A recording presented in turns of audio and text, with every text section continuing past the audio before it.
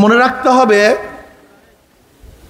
আল্লাহ পাক রব্বুল আলামিন সব সময় অস্তিত্বের মধ্যেই আছেন, ছিলেন, থাকবেন। আমরা এখন অস্তিত্বের মধ্যে আছি, একদিন ছিলাম না, আবার একদিন থাকবো না। কিন্তু আল্লাহ পাক রব্বুল আলামিন আগের থেকেও ছিলেন, এখনো আছেন, ভবিষ্যতে তিনিই থাকবেন। তার গুণ পূর্ণ, আমাদের গুণ অপূর্ণ। আল্লাহ পাকের গুণ কামাল পূর্ণ, আমাদের গুণ নাকেস, অপূর্ণ। যেরকম উদাহরণ, আমরাও দেখি, আল্লাহ পাকও দেখেন, আমরাও শুনি, আল্লাহ পাকও শুনেন। কিন্তু দুই দেখা এবং শোনার মধ্যে পার্থক্য আছে কি নাই? আমরা এখন দেখি, এক সময় দেখতাম না। এখন দেখি, মৃত্যুর পরে দেখব না। আমরা আলোতে দেখি, অন্ধকারে দেখি না। আমরা সজাগ অবস্থায় দেখি, ঘুমান্ত অবস্থায় দেখি না। আমরা কাছের জিনিস দেখি, দূরের জিনিস দেখি না। কিন্তু আল্লাহ পাক রব্বুল আলামিনের দেখা গুণটা পূর্ণ। তিনি আগেও দেখতেন, এখনো দেখেন, ভবিষ্যতেও দেখবেন। আলোতেও দেখেন, অন্ধকারেও দেখেন, কাছেও দেখেন, দূরেও দেখেন। তাই দুই দেখার মধ্যে পার্থক্য আছে কি নাই? তাহলে আমাদের গুণ, দেখা গুণটা অপূর্ণ, আল্লাহ পাকের দেখা গুণটা পূর্ণ। আমরাও শুনি, আল্লাহ পাকও শোনেন, সামে। কিন্তু আমরা একসময় শুনতাম না, কিন্তু আল্লাহ পাক আগেও শুনতেন। আমরা এখন শুনি, ভবিষ্যতে শুনবো না। কাছে শুনি, দূরে শুনি না। আল্লাহ পাক আগেও শুনতেন, এখনো শুনতেছেন, ভবিষ্যতেও শুনবেন। কাছেও শুনেন, দূরেও শুনেন। তা আল্লাহ পাকের গুণগুলি পূর্ণ। এই পূর্ণ গুণ নিয়ে আল্লাহ পাক রব্বুল আলামিন সব সময় অস্তিত্বের মধ্যে আছেন, সেই সত্তা। হ্যাঁ, আল্লাহ পাকের জাত এবং সিফাতের সাথে যারা সম করবে, সম মনে করবে, এর নামে শিরক। যে করবে তার নাম মুশরিক, যে জিনিসটাকে করা হবে তার নাম শিরক। খুব ভালো মতো বুঝবেন, আল্লাহ পাকের প্রত্যেকটা গুণ তার সাথে সংযুক্ত। আল্লাহ পাকের গুণে অন্য কেউ গুণান্বিত হতে পারে। খুব ভালো মতো বুঝাবার চেষ্টা করতেছি। আমার নাকেস এলেমে, অপূর্ণ এলেমে হয়তো বা আপনাদেরকে পূর্ণ বুঝাতে পারবো কিনা আমি জানি না, তবে চেষ্টায় ত্রুটি করবো না। বাকি তো বুঝতে আর মালিককে। শিরক বুঝতে হবে। আমরা অনেকেই শিরক বুঝি না। শিরক মানে আল্লাহ পাকের গুণে কাউকে গুণান্বিত করা। আল্লাহ পাকের গুণে আল্লাহর বাইরে কাউকে গুণান্বিত করার নাম শিরক। ধরে নেন, গায়েব জানেন কে? এটা আল্লাহ পাকের খাস গুণ। এটা আল্লাহ পাকের গুণের সাথে সম্পৃক্ত। যদি মনে করি আল্লাহর বাহিরে জিব্রাইলও গায়েব জানে, এটা শিরক। যদি বলি মিকাইলও গায়েব জানে, এটার নামে শিরক। যদি মনে করি আজরাইল, ইসরাফিলও গায়েব জানে, এর নামে শিরক। যদি মনে করি আদম গায়েব জানে, যদি মনে করি ঈসা গায়েব জানে, যদি মনে করি আমার নবী গায়েব জানে, বা কোনো আল্লাহর ওলিরা গায়েব জানে, এরকম যদি আল্লাহ পাকের গুণকে অন্য কারোর সাথে সংযুক্ত করি, এটার নাম কি ভাই? শিরক। হেদায়েতের মালিক কে?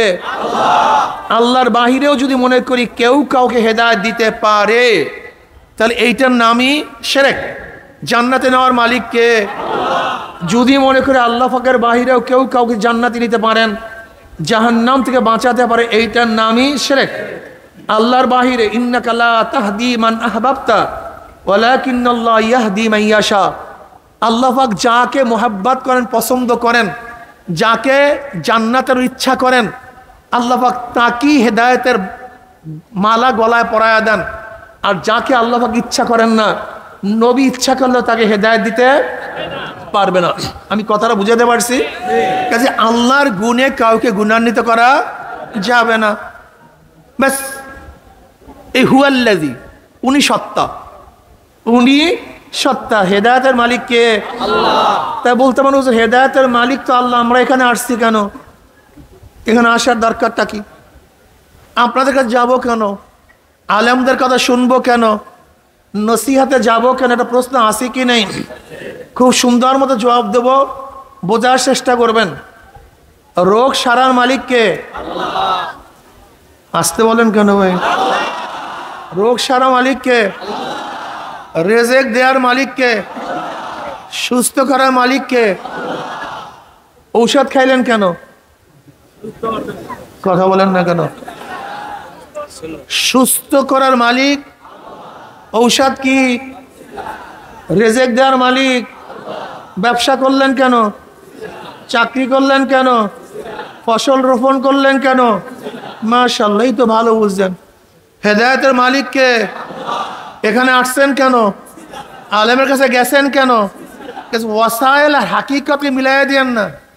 আমাদের জাহেলরা একটার মধ্যে আরেকটার মধ্যে ঢুকায়া দেয়। জাহেলরা একটার মধ্যে আরেকটা ঢুকায়া দেয়। ওরা কি বলে? ওরা বলে হেদায়েতের মালিক আল্লাহ, ওরা পীরের কাছে যাও কেন, আলেমের কাছে যাও কেন? না, হেদায়েতের মালিক তো আল্লাহ। ব্যাস, মানুষ বলে হ্যাঁ কথা তো ঠিক। ওদেরকে আরো শক্ত কথা বলেন, হেদায়েতের মালিককে রসুলের দরকারটা কি? জবাব দেন। নাউজুবিল্লাহ বলেন কেন? হেদায়েতের মালিক, রসুলের দরকারটা কি? নবীদের দরকারটা কি?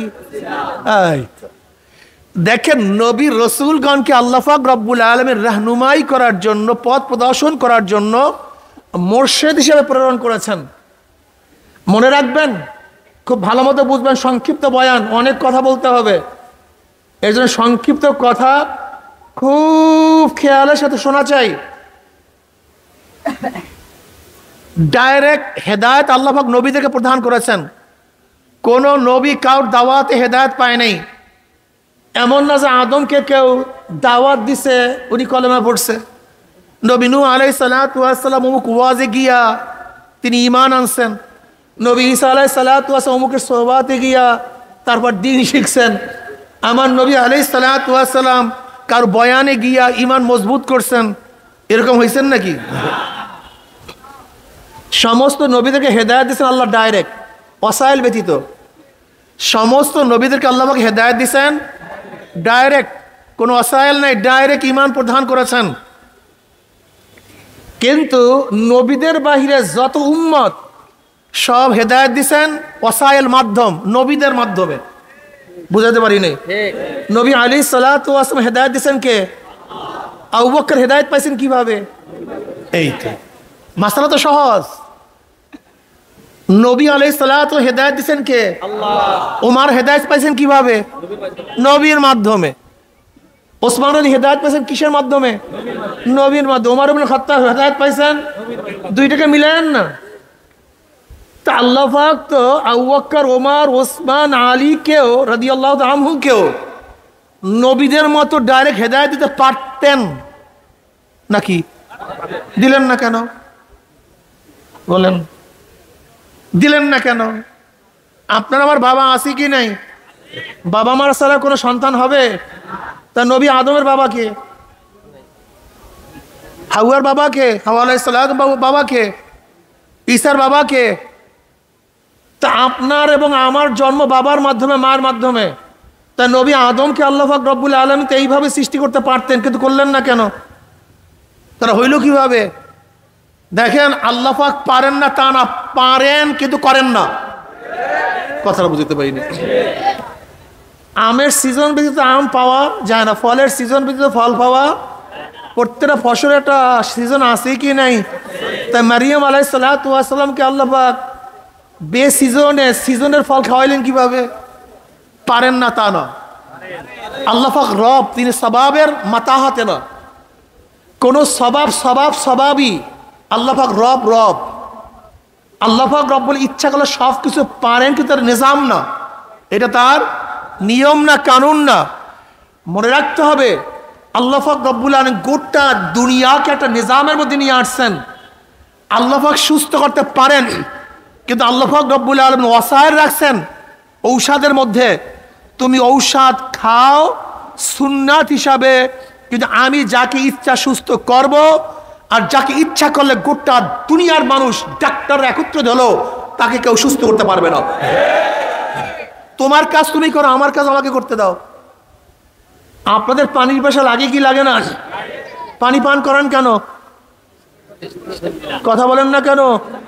কেন আল্লাহ পাক তৃষ্ণা মিটাতে পারেন না? তা পানি পান করতে হবে কেন? এটা আল্লাহ পাকের নিজাম না। আল্লাহ পাকের নিজাম হলো এই, তোমাকে তৃষ্ণাও দিছি, তৃষ্ণা মিটাবার ওসিলাও পানি দিয়া দিছি, এইটা পান করো, আমি তৃষ্ণা মিটাইয়া দেবো। কথাটা ক্লিয়ার বুঝাতে পারছি তো? এলেম দেওয়ার মালিক কে? মাদ্রাসায় গেলেন কেন? আলেমদের কাছে গেলেন কেন? তা আল্লাহ পাক রব্বুল আলামিন যেরকম নবী রাসূলদেরকে ডাইরেক্ট এলেম দান করছেন, কোন উস্তাদ ব্যতীত আপনাকে দিলেন না কেন? পারেন না তা না, এটা আল্লাহ পাকের নিজাম না, আল্লাহ পাকের পদ্ধতি না, নিয়ম না। এর ওয়ালান তাজিদ আলি সুন্নাতিল্লাহি তাবদীলা, গোটা দুনিয়াকে আল্লাহ পাক যেই নিয়মে চালান, এই নিয়মের পরিবর্তন হইতে আপনি দেখবেন না। এর জন্য মনে রাখতে হবে আল্লাহ পাক রব্বুল আলামিন গোটা দুনিয়াকে একটা নিজামের মধ্যে রাখছেন। হেদায়েতের মালিক আল্লাহ, কিন্তু হেদায়েত পাওয়ার কিছু পদ্ধতি আল্লাহ পাক রাখছেন। রেজেকের মালিক আল্লাহ, রেজেক দেওয়ার কিছু পদ্ধতি আল্লাহ পাক রাখছেন। সুস্থ করার মালিক আল্লাহ, সুস্থ করার কিছু পদ্ধতি আল্লাহ পাক রাখছেন। এলেম দেওয়ার মালিক আল্লাহ, এলেম শিখার কিছু পদ্ধতি আল্লাহ পাক রাখছেন। ওই পদ্ধতিগুলো গ্রহণ না করলে যে এলেম পাওয়া যায় না, সুস্থ হওয়া যায় না। ঠিক হেদায়েতের মালিক আল্লাহ, হেদায়েত পাওয়ার জন্য যে পদ্ধতিগুলি আছে, সেই পদ্ধতিগুলো গ্রহণ না করলে হেদায়েত সহজে পাওয়া কাজে ইশকাল নাই কোনো। এর জন্য আমরা এখানে আসছি কি হিসাবে ভাই?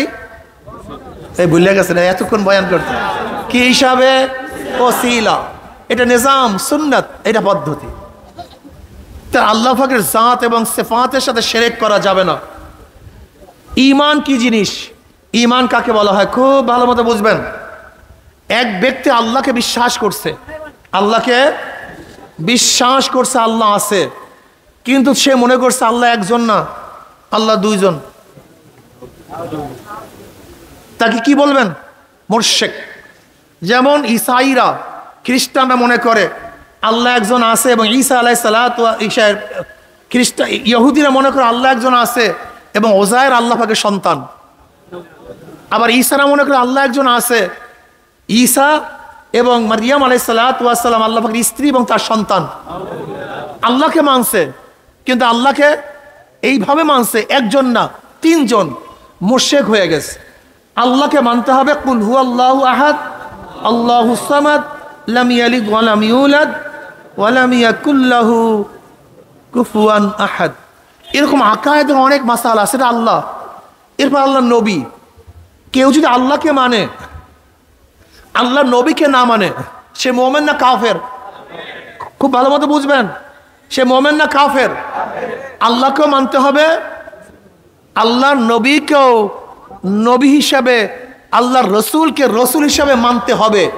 যদি কেউ আল্লাহকে মানে নবীকে না মানে, সেও কাফের।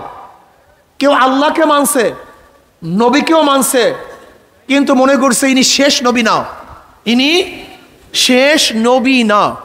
যদি কেউ নবীকে মানে, কিন্তু নবীর একটা গুণ তিনি শেষ নবী, এইটা যদি কেউ না মানে, সে কি? কথা বলেন না কেন?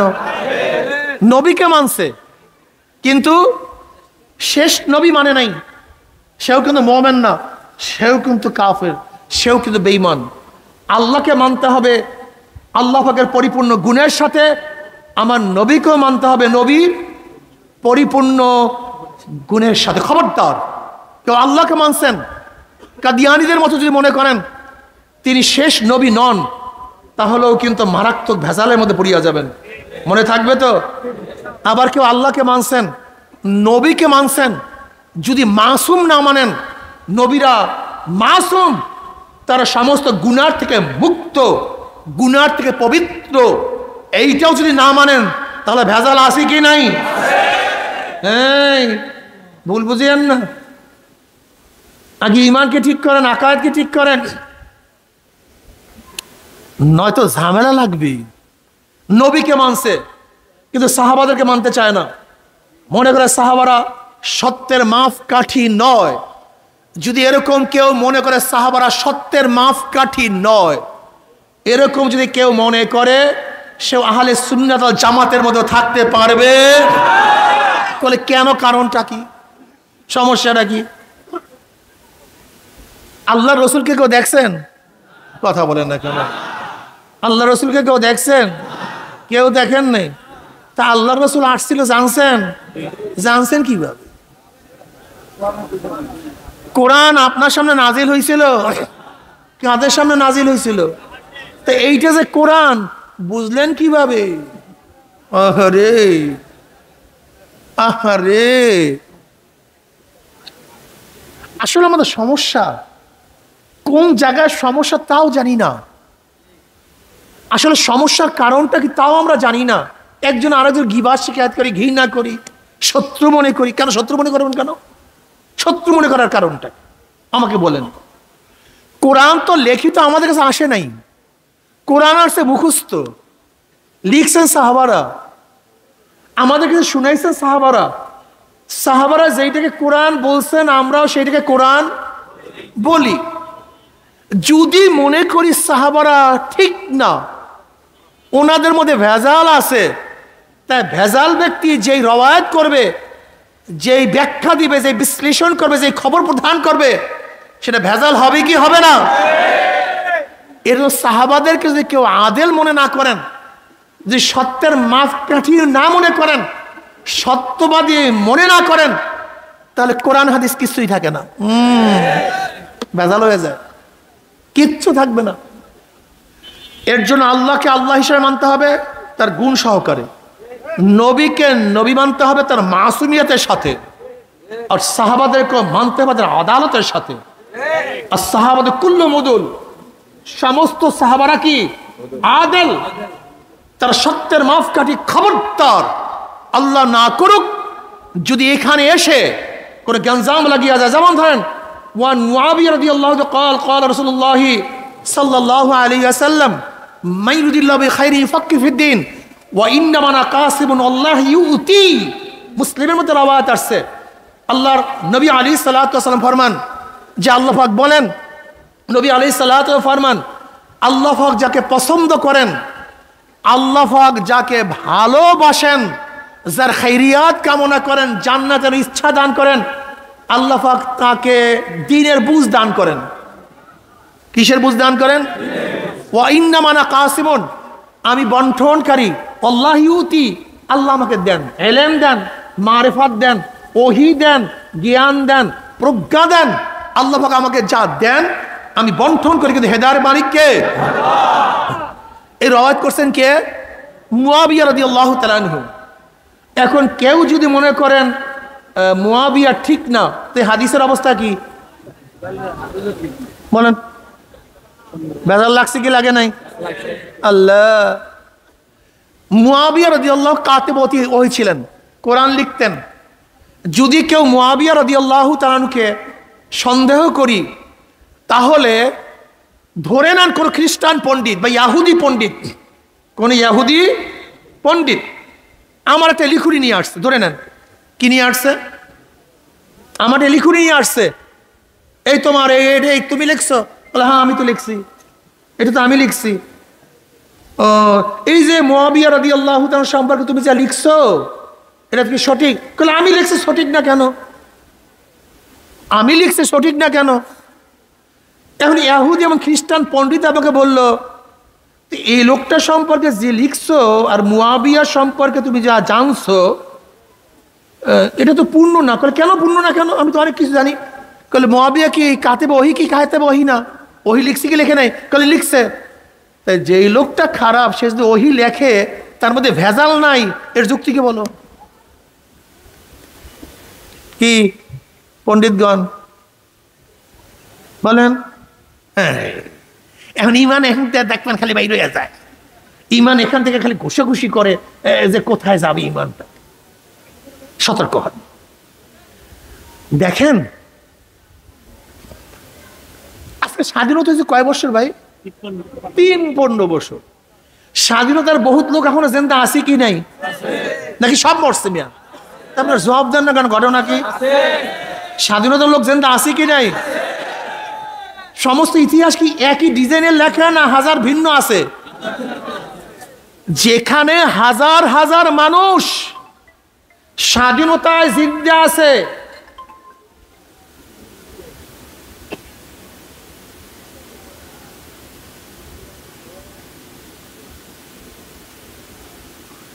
যেখানে হাজার হাজার মানুষ জিন্দা আছে, অথচ দেখা যায় যারা জিয়াউর রহমান সাহেবকে সাপোর্ট করে তারা যদি শেখ সাহেবের ইতিহাস লেখে, আর যারা শেখ সাহেবকে সাপোর্ট করে তারা যদি জিয়াউর রহমান সাহেবের ইতিহাস লেখে, তাহলে তো খুব ভালো লাগবে। ঠিক আছে না ভাই?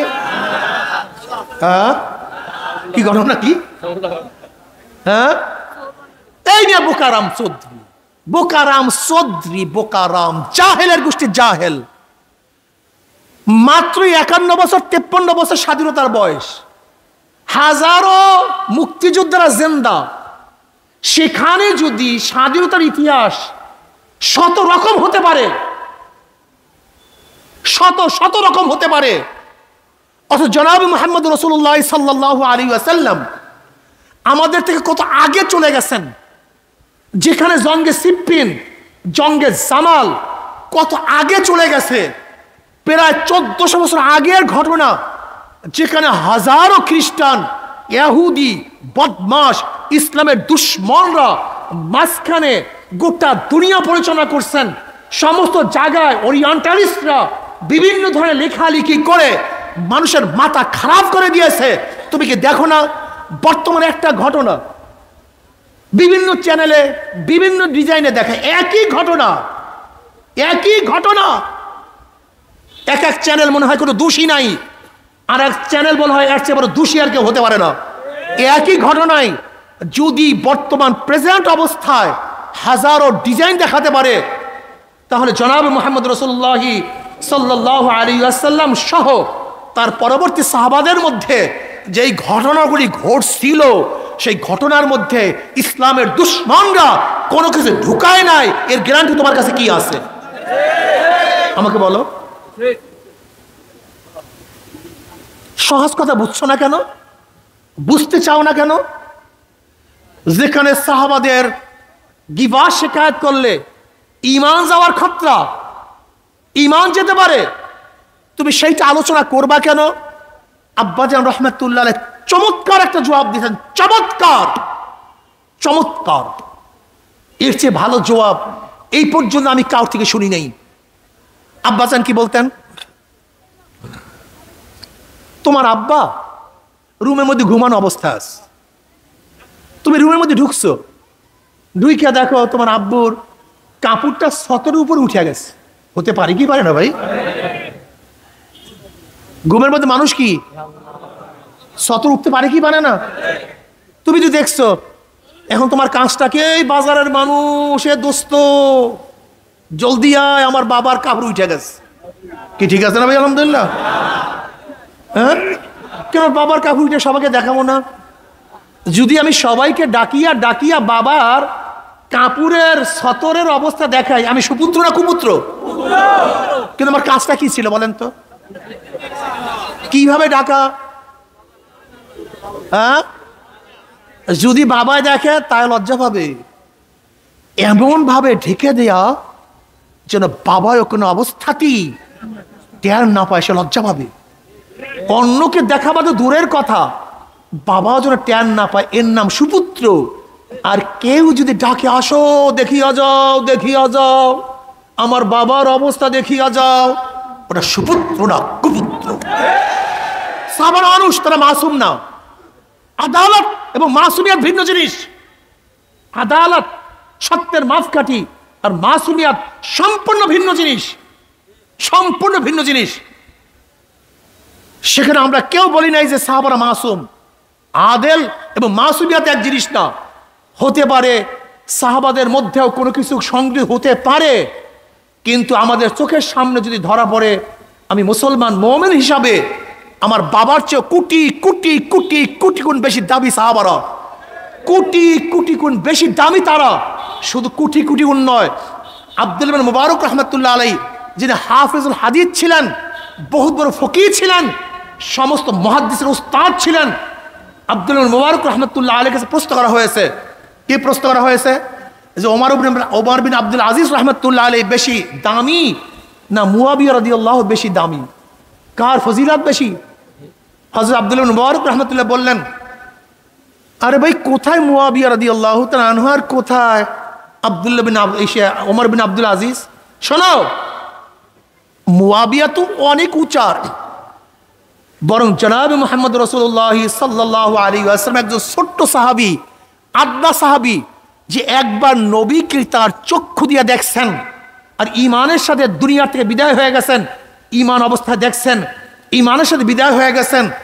ওই সাহাবী যুদ্ধের ময়দানে ঘোড়ার উপরে চড়ে যে যুদ্ধ করছে, আর ঘোড়ার পায়ের ধুলো যে নাকের মধ্যে ঢুকছে, ঘোড়ার নাকের মধ্যে, ওই নাকের ধুলার যে দাম ওমর বিন আব্দুল আজিজেরও ওই দাম নেই, ওই ফজিলাত নেই। এর জন্য দেখবেন সমস্ত হাদিসের কেতাবের মানাকিবে সাহাবা, ফাজাইলে সাহাবা, কিন্তু মুজাম্মাতে সাহাবা, সাহাবাদের বদনামের কোনো রওয়ায়াত কোনো মুহাদ্দিসিন কেরাম তার চ্যাপ্টারের মধ্যে নিয়ে আসেননি। এই জন্য ভাই অনুরোধ করছি, এই যে দুই করজোর অনুরোধ করছি, খবরদার সাহাবাদের কোনো অবস্থাতেই ঘৃণা পোষণ করবেন না। যদি ঘৃণা পোষণ করেন ইমানের খতরা।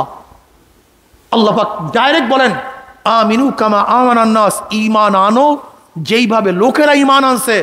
আপনারা জানেন আর নাসের আগে আলিফ লাম আহাদে খারিজি, মাহুদে খারেজ কি? আমিনু কামা আমানাস সাহাবা, ঈমান আনো যেইভাবে সাহাবার ঈমান আনছে। কাজে সাহাবাদের ঈমানের সাথে যার ঈমান মিলবে সেই ঈমান আল্লাহর কাছে কবুল হবে, আর সাহাবাদের ঈমানের সাথে কিয়ামতের ময়দানে যাদের ঈমান মিলবে না ওই ঈমান প্রত্যাখ্যাত হবে, ওই ঈমান আল্লাহর কাছে কবুল হবে না। এর জন্য আল্লাহকে মানবেন আল্লাহর মতো, নবীকে মানবেন নবীর মতো, এবং সাহাবাদেরকে মানবেন সাহাবাদের মতো। এরপর আসুন তাদের কাজটা কি ছিল। কি আপনাদের খারাপ লাগতে আছে নাকি? হ্যাঁ, কেন তিন তফকা, আল্লাহ, নবী এবং সাহাবী, এই তিন তফকা সম্পর্কে মোটামুটি আমাদের ইজমালি একটা ধারণা থাকা প্রত্যেকের জন্য ফরজে আইন, এটা থাকতেই হবে। এটা না থাকলে আপনি ঈমানের উপরে থাকতে পারবেন না। এরপর আসুন তাদের কাজটা কি। হুয়াল্লাযী আরসালা রাসূলাহু বিল হুদা ওয়া দীনিল হক লিইয়ুযহিরাহু আলা দ্বীনি কুল্লি। এই বিষয় ব্যাপক ব্যাখ্যা করার সময় নাই। হুয়াল্লাযী আরসালা রাসূলাহু, রসুল কি জিনিস, রসুল এবং নবীর মধ্যে পার্থক্য আছে কি নাই?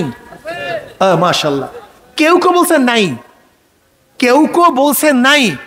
যারা বলছে নাই তারা দলিল দেন নবী এবং রসুলগণ আসছেন উম্মতের ইসলাহর জন্য। যারাই উম্মতের ইসলাহ করবে তারাই নবী, তারাই রসুল। তাদের এই বক্তব্যের উপরে কোরআন খোদ ইশকাল তুলছে, প্রশ্ন তুলছে। কোরআন বলছে ওমা আরসালনা মিন ক্বাবলিকা মিন রাসূলিন ওয়ালা নাবিয়্যিন। এখন আপনারা জানেন রসুল এবং নবী মাতুফ আলাইহি, আর মাতুফ আলাইহি মুগায়্যার হয়, একটা আর একটা বিপরীত হয়। কোরআনে স্পষ্ট বলছে নবী এবং রসুল এক না। তার পার্থক্য কি? কেউ বলছে যাদের উপরে ওহী আসে তারা রসুল, আর যাদের উপর ওহী আসে না তারা নবী। যাদের উপর নতুন কিতাব আসে তারা হলো রসুল, আর যাদের উপর কিতাব আসে না তারা নবী। কেউ বলছেন যারা শরীয়তের প্রবক্তা তারা রসুল, আর যারা শরীয়তের প্রবক্তা না তারা হলো নবী।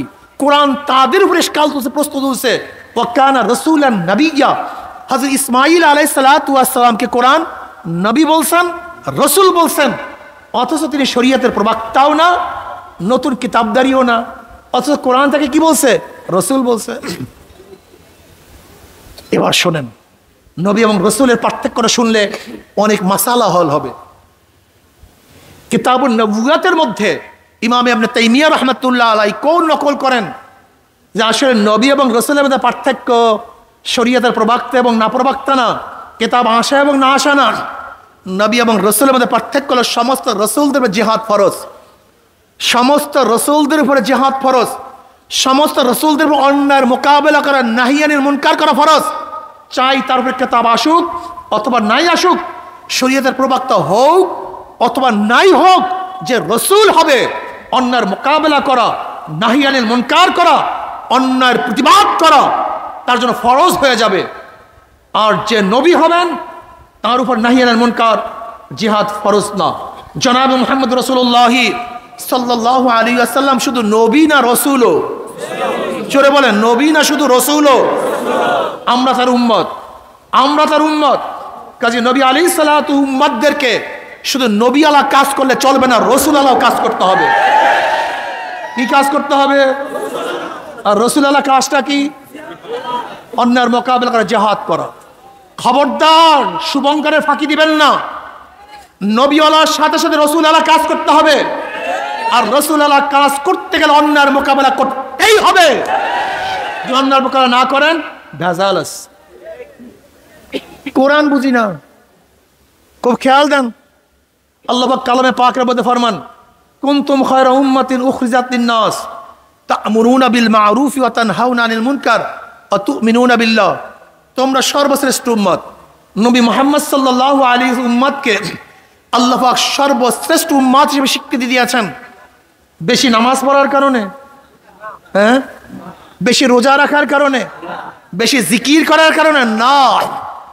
তোমরা সর্বশ্রেষ্ঠ উম্মত হওয়ার কারণটা কি? দুইটা কারণ। কয়টা কারণ? দুইটা কারণ। আমরু বিল মারুফ ওয়া নাহি আনিল মুনকার। এই আমরু বিল মারুফ নাহি আনিল মুনকার আগেকার জমার উম্মতের মধ্যে ছিল না। তারা অনেক বেশি নামাজ পড়তেন, অনেক বেশি রোজা রাখতেন, অনেক বেশি তাদের কিতাবগুলি তেলাওয়াত করতেন, অনেক বেশি জিকির করতেন। তারা জাহেদ ছিলেন, তারা রাহেব ছিলেন, তারা বৈরাগ্য জীবন যাপন করতেন। আপনারা জানেন আগেকার জমানার উম্মতরা অনেকে বিবাহ করতেন না, সারা জিন্দিগি জঙ্গলে থাকতেন, সারা জিন্দিগি গির্জার মধ্যে থাকতেন। এমনকি ইবাদত করতে করতে করতে করতে তাদের গোশত এবং চামড়াগুলি হাড্ডির সাথে মিশিয়া যাইত। সারা জিন্দিগি রোজা রাখতেন, সারা জিন্দিগি নামাজ পড়তেন। এত ইবাদত করার পরেও তারা সর্বশ্রেষ্ঠ উম্মত না হওয়ার কারণটা কি? এর কারণ হলো তাদের মধ্যে এই গুণ ছিল না, আমরু বিল মারুফ ওয়া নাহি আনিল মুনকার। সৎ কাজের আদেশ, অসৎ কাজের নিষেধ। যত বড় মুহাদ্দিস হন না কেন, মুফতি হন না কেন, পীর হন না কেন, যত বড় আবেদ হন না কেন, সারা রাত তাহাজ্জুদে নামাজ পড়েন না কেন, তেলাওয়াত করেন না কেন, আপনি বুজুর্গ হতে পারেন, সব কিছু হতে পারেন, কিন্তু কোরআনের ভাষায় আপনি উত্তম উম্মত হতে পারেন না। কোরআনের ভাষায় ওই ব্যক্তি উত্তম উম্মত হবে যার মধ্যে দুইটা গুণ থাকবে। কয়টা গুণ? আমরু বিল মারুফ ওয়া নাহি আনিল মুনকার। সৎ কাজের আদেশ, অসৎ কাজের নিষেধ। বলেন না সুবহানাল্লাহ। কি করবেন তো? ইনশাআল্লাহ করবেন। কিভাবে? চমৎকার কথা। জনাব মুহাম্মদ রাসূলুল্লাহ সাল্লাল্লাহু আলাইহি ওয়াসাল্লাম হাদিসের মধ্যে ফরমান, মুসলিমের মধ্যে রওয়ায়াত আছে, মান রা মিনকুম মুনকারান ফালিগাইয়ির বিয়াদিহি ফাইন লাম ইয়াস্তাতি' বিলিসানিহি ফাইন লাম ইয়াস্তাতি' বিকলবিহি ওয়া যালিকা আযআফুল ঈমান। মুসলিমের মধ্যে রওয়ায়াত আছে, যদি গর্হিত কাজ দেখো, যদি খোদাদ্রোহী কাজ দেখো, শরীয়তের খেলাফ কোনো কাজ দেখো, শক্তি থাকলে হাত দিয়ে পরিবর্তন করে দাও, শক্তি দিয়ে পরিবর্তন করে দাও। খুব ভালো মতো বুঝবেন। আপনার ছেলে অন্যায় করতেছে, শরীয়তের খেলাফ কাজ করতেছে, উল্টা কাজ করতেছে, আপনি নসিহত করবেন না, বাবা ফেরো, বাবা ফেরো না। শক্তি প্রদান করো, শক্তি প্রয়োগ করো। ফের তোকে ফেরতে হবে, ছাড় তোকে ছাড়তে হবে। স্ত্রী খারাপ কাজ করে, নসিহত না, শক্তি প্রয়োগ করো। ছাত্র খারাপ কাজ করে, নসিহত না, শক্তি প্রয়োগ করো। চেয়ারম্যান সাহেব ইউনিয়নের উপরে শক্তি প্রয়োগ করবেন যে এখান থেকে এই গান বাজনা চলবে না, শক্তি প্রয়োগ করে খারাপ কাজকে সরিয়ে দিতে হবে। দেশের বাদশাহ, দেশের প্রেসিডেন্ট, প্রাইম মিনিস্টার, সে নসিহত করিয়া অন্যায় দূর করবে না, বরং আইন প্রয়োগ করে, শক্তি প্রয়োগ করে সমস্ত অন্যায়ের মোকাবেলা করবে। শক্তি প্রয়োগ করে, যার যেখানে শক্তি আছে শক্তি প্রয়োগ করে খারাপকে দূরীভূত করতে হবে। যদি সেই শক্তি না থাকে তাহলে মুখ দিয়ে এমন ভাবে বলো যেন পরিবর্তন হয়ে যায়। আপনারা দেখেন নাই থেমিস মূর্তির বিরুদ্ধে আমরা জবান খুলছিলাম, স্থাপন করতে পারছে? শেখ সাহেবের মূর্তি স্থাপন করবে, আমরা আওয়াজ তুলছিলাম এবং আল্লাহর কি কৃষ্ণা বলেছিলাম, যদি লেনিনের সেই মূর্তি 72 ফুট উঁচা মূর্তি যদি লেনিনের মূর্তিকে ভেঙ্গে চুরে সাগরের মধ্যে নিক্ষেপ করতে পারে, তাহলে এমন একদিন আসবে এই বাংলাদেশের জনগণ এই মূর্তির গলার মধ্যে রশি লাগিয়ে ওই নদীর মধ্যে বুড়িগঙ্গা নদীর মধ্যে নিক্ষেপ করবে, সেটা আল্লাহ চোখের মধ্যে দেখা যাচ্ছে।